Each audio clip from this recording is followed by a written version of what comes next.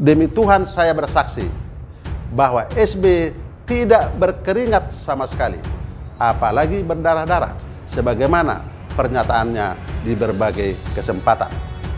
SBY bergabung dengan Partai Demokrat setelah lolos verifikasi KPU dengan memasukkan almarhumah Ibu Ani Yudhoyono sebagai salah satu wakil ketua umum dan hanya menyumbang uang 100 juta rupiah dalam bentuk 4 lembar travel check yang di Hotel Mirah Bogor.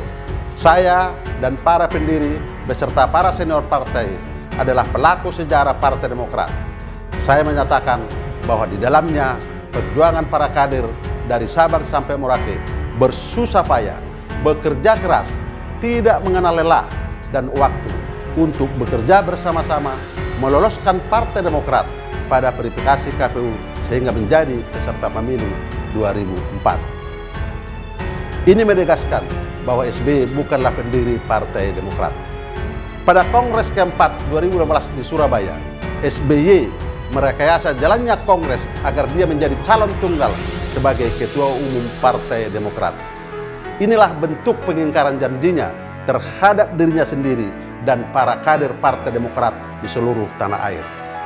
Yang paling meresahkan para ketua DPD dan ketua DPC seluruh Indonesia adalah membuat peraturan organisasi yang mengamputasi hak DPD dan DPC dengan mengambil iuran anggota fraksi DPRD Provinsi dan DPRD Kabupaten Kota untuk sebagian disetor kepada Dewan Pimpinan Pusat dan hak-hak penentuan pemilihan kepala daerah tanpa ada pertanggungjawabannya.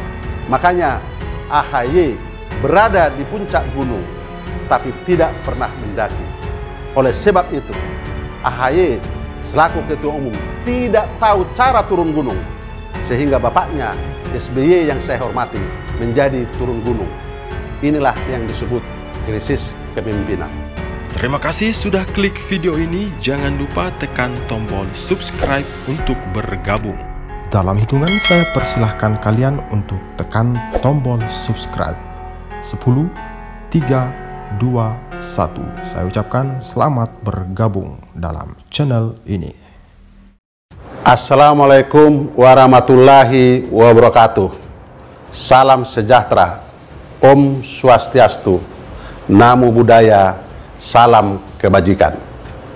Saudara-saudaraku kader Partai Demokrat dari Sabang sampai Merauke dan dari Miamas sampai Pulau Rote yang telah bertekad bulat menyelamatkan Partai Demokrat dari partai dinasti, dari partai keluarga Cikeas, menuju KLB Partai Demokrat 2021 untuk mengembalikan marwah Partai Demokrat sesuai dengan namanya demokratis, terbuka dan modern yang merupakan landasan partai yang didirikan oleh para pendiri. Sekali lagi, bukan partai dinasti, oligarki yang mengarah pada tirani. Saudara-saudaraku kader Partai Demokrat, pejuang Partai Demokrat, secara khusus pengurus partai, Dewan Pimpinan Pusat, Dewan Pimpinan Daerah, Dewan Pimpinan Cabang, dan organisasi sayap di seluruh Indonesia, dan sekaligus pemilik suara yang kami banggakan dan kami cintai. Sudah tertanam di masyarakat bahwa Partai Demokrat telah dicap sebagai partai dinasti sejak KLB pertama di Bali tahun 2013, di mana Bapak SBY menjadi ketua umum dan anak kandungnya Edi Baskoro Yudhoyono sebagai sekretaris jenderal Partai Demokrat. Ini baru pertama kali di Indonesia, bahkan di dunia, di mana pengurus partai politik Partai Demokrat, bapaknya SBY ketua umum dan anaknya sebagai sekretaris jenderal. Sejatinya SBY telah melakukan pengingkaran kepada fakta sejarah lahirnya Partai Demokrat. Fakta sejarah yang benar bahwa sejak Partai Demokrat diaktekan di notaris oleh 99 pendiri partai di Jakarta, kemudian gayung bersambut bermunculan para pendiri Partai Demokrat di seluruh provinsi dan kabupaten kota di seluruh Indonesia. Mereka saling bahu-membahu berjuang meloloskan verifikasi KPU sehingga Partai Demokrat menjadi partai peserta pemilu 2004. Saya dan para pendiri beserta para senior partai adalah pelaku sejarah Partai Demokrat. Saya menyatakan bahwa di dalamnya perjuangan para kader dari Sabang sampai Merauke bersusah payah, bekerja keras, tidak mengenal lelah dan waktu untuk bekerja bersama-sama meloloskan Partai Demokrat pada verifikasi KPU sehingga menjadi peserta pemilu 2004. Demi Tuhan saya bersaksi bahwa SBY tidak berkeringat sama sekali, apalagi berdarah-darah, sebagaimana pernyataannya di berbagai kesempatan. SBY bergabung dengan Partai Demokrat setelah lolos verifikasi KPU dengan memasukkan almarhumah Ibu Ani Yudhoyono sebagai salah satu wakil ketua umum dan hanya menyumbang uang 100 juta rupiah dalam bentuk 4 lembar travel check yang di Hotel Mirah Bogor. Pak SBY setelah mundur dari kabinet Ibu Megawati baru muncul pada acara Partai Demokrat di Hotel Kinasi di Bogor, di mana saat itu saya ketua panitianya. Ini menegaskan bahwa SBY bukanlah pendiri Partai Demokrat. Saudara-saudaraku kader Partai Demokrat di seluruh tanah air, siapakah orang yang pernah mengkudeta Partai Demokrat? Mari kita buka fakta sejarah. Pada saat Anas Urbaningrum terpilih sebagai Ketua Umum Partai Demokrat secara demokratis pada Kongres kedua di Bandung tahun 2010. Dalam perjalanannya, Anas Urbaningrum tersandung masalah hukum, namun belum status tersangka. SBY selaku Ketua Dewan Pembina Partai Demokrat dan juga Presiden Republik Indonesia mengambil kekuasaan Ketua Umum Anas Urbaningrum dengan cara membentuk presidium, di mana ketuanya adalah SBY, wakil ketua Anas Urbaningrum, yang tidak memiliki fungsi lagi dalam menjalankan roda Partai Demokrat sebagai ketua umum. Inilah kudeta yang pernah terjadi di tubuh Partai Demokrat.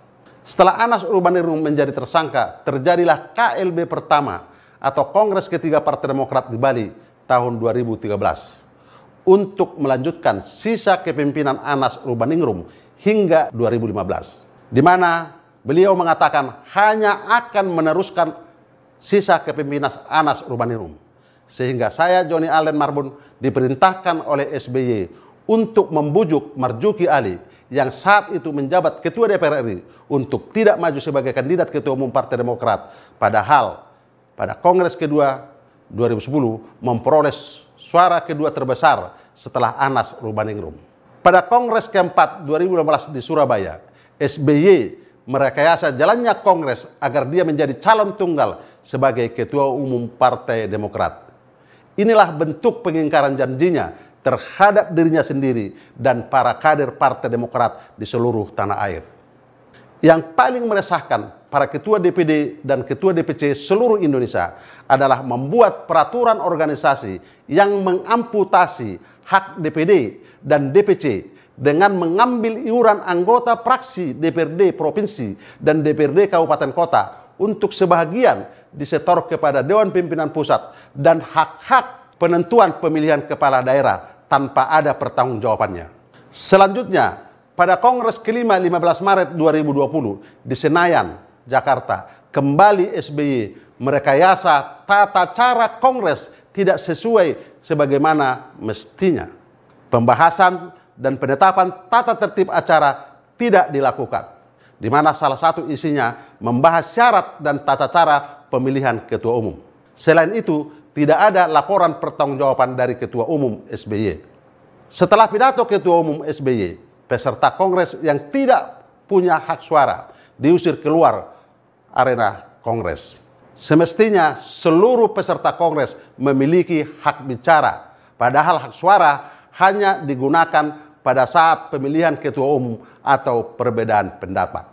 Selanjutnya, SBY mendesain ketua-ketua DPD seluruh Indonesia untuk mendeklir AHY menjadi ketua umum. Itulah yang mereka sebut aklamasi. Makanya AHY berada di puncak gunung, tapi tidak pernah mendaki. Oleh sebab itu, AHY selaku ketua umum tidak tahu cara turun gunung, sehingga bapaknya SBY yang saya hormati menjadi turun gunung. Inilah yang disebut krisis kepemimpinan. Salam Demokrat. KLB, solusi konstitusional untuk mengembalikan Partai Demokrat sebagai partai yang demokratis, terbuka, dan modern. Wassalamualaikum warahmatullahi wabarakatuh. Salam sejahtera. Om Santi Santi Santi Om. Namo Buddhaya. Salam.